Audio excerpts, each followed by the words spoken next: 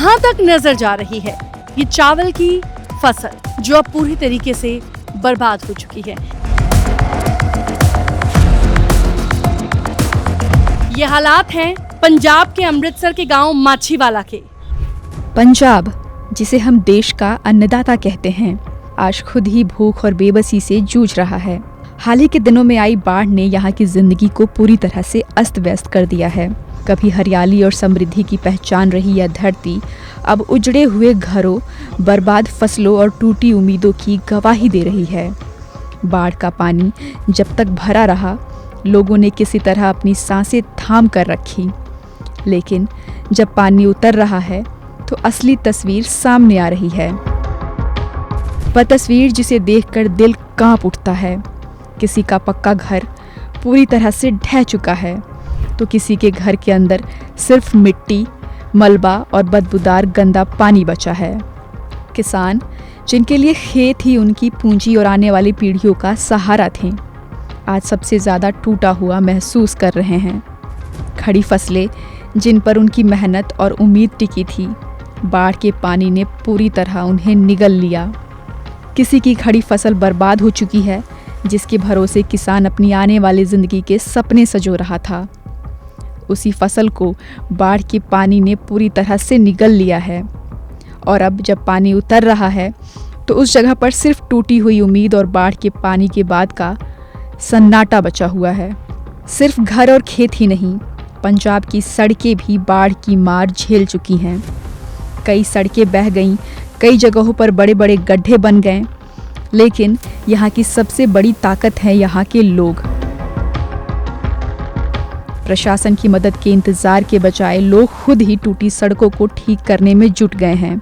कहीं खेतों में भरे पानी के बीच रास्ता बनाया जा रहा है, तो कहीं गांव वाले मिलकर हाथ से हाथ मिलाकर सड़क की मरम्मत कर रहे हैं। लेकिन इतना सब कुछ होने के बाद भी पंजाब इस आपदा से लड़ रहा है।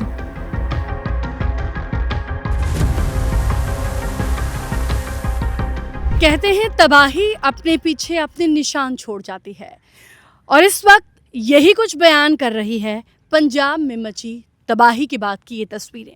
इस वक्त अमृतसर के एक गांव माछीवाला में हम मौजूद हैं, और मेरे पीछे जहां तक नज़र जा रही है सिर्फ और सिर्फ पानी, और पानी से मची तबाही नज़र आ रही है।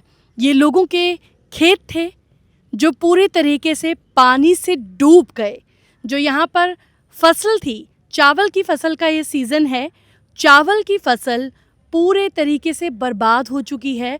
लोगों के घर ज़मींदोज़ हो गए हैं, लोगों के मकान टूट चुके हैं।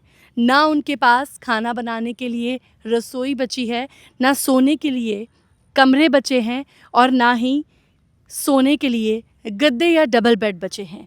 लोग अपने रिश्तेदारों के घरों में या फिर राहत शिविरों में अपना दिन और रात गुजर बसर किसी तरीके से कर रहे हैं।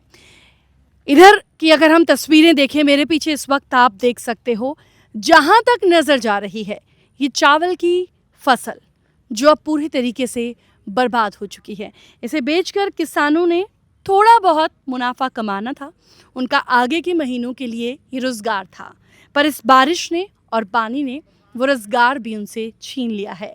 आगे उन्हें कहीं कोई उम्मीद नज़र नहीं आ रही है। पर पंजाब की अगर हम बात करें, राहत शिविरों में जो लोग रह रहे हैं या फिर गाँवों में जहाँ पर बाढ़ के पानी से तबाही मची थी, और तबाही के बाद की तस्वीरें आप देख सकते हैं, वहाँ पर अलग अलग संस्थाएं हैं, NGOs हैं, सिंगर्स की टीम्स ने, वो सब यहाँ पर आकर लोगों के लिए मदद का हाथ आगे बढ़ा रहे हैं। लोगों तक राहत सामग्री पहुँचाई जा रही है, चाहे वो पीने का पानी है, चाहे वो राशन है, चाहे वो ओढ़ने के लिए कंबल है या फिर पहनने के लिए कपड़े, यहाँ तक कि नहाने के लिए साबुन और हाइजीनिक किट्स भी जो पंजाब में हैं वो टीमें लगातार पहुँचा रही हैं। पर फिर भी लोगों के घर जो ज़मींदोज़ हो गए हैं, जो टूट गए हैं, लोगों के आंसू रुकने का नाम नहीं ले रहे।